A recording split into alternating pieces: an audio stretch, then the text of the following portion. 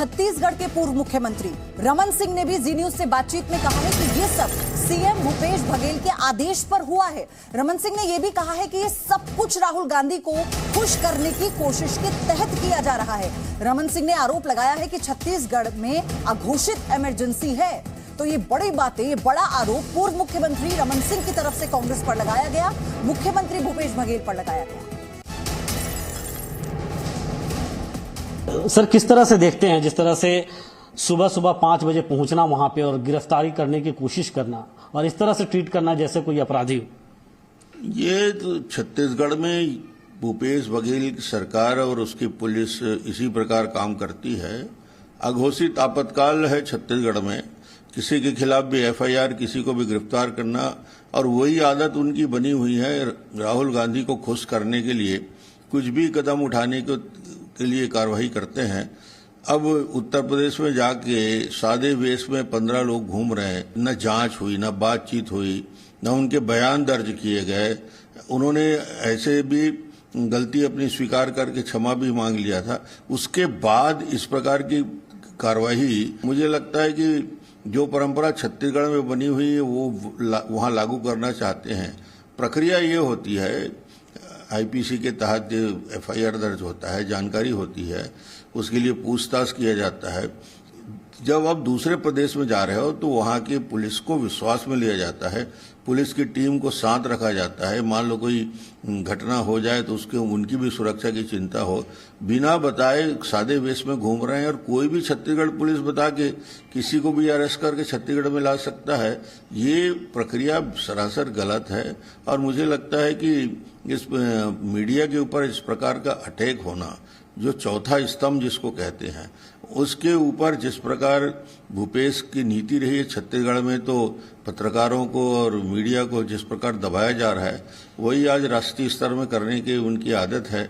मुझे लगता है ये सरासर गलत है और इसकी सभी जगह आलोचना हो रही है। सर, जी न्यूज के एंकर के ऊपर ऐसा क्यों? आपको क्यों लगता है? क्या हम लोग राष्ट्र को समर्पित खबरें दिखाते हैं, सच्ची खबरें दिखाते हैं, तथ्यात्मक खबरें दिखाते हैं, क्या उसे दबाने की कोशिश में इस तरह का?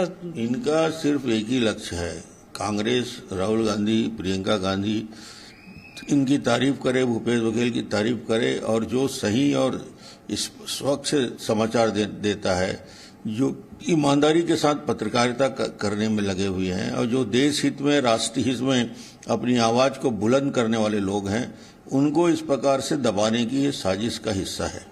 एक और सवाल है सर मेरा, जो तस्वीरें वहां से सामने आ रही है, घसीटने की कोशिश की गई है हमारे एंकर रोहित रंजन को, इसके अलावा गाली गलौज की बातें वहां पे सामने आई है। ये किस तरह का बर्ताव पुलिस का? छत्तीसगढ़ पुलिस पे सवाल उठते रहे हैं, लेकिन ये इस तरह का बर्ताव, ये पुलिसिया छत्तीसगढ़ का चरित्र दिख रहा है कि किस प्रकार किसी भी व्यक्ति को एक सिंपल एफआईआर दर्ज करके बिना पूछताछ के, बिना जानकारी लेकर इस प्रकार के अपमानित करना, वो भी राष्ट्रीय चैनल का एक बहुत प्रतिष्ठित व्यक्ति जो आज एक काम में लगे हुए हैं। मुझे लगता है कि ये सर्वथा गलत है, अनुचित है और ये इस मानसिकता को बदलना चाहिए। तो सुना आपने पूर्व मुख्यमंत्री छत्तीसगढ़ के जो कह रहे थे। इसी बीच मेरे सहयोगी राजू राज हमारे साथ जुड़ चुके हैं। राजू राज, पुलिस का ये रवैया देखकर ये तो तय है कि आम जनता भी ये सोच रही होगी, खासतौर से छत्तीसगढ़ के लोग, क्या इन्हीं के कंधों पर उनकी सुरक्षा की जिम्मेदारी? देखिए, निश्चित तौर पर जिस तरीके से, जिस नियति के साथ छत्तीसगढ़ पुलिस आई, कहीं ना कहीं वो सवालों के घेरे में।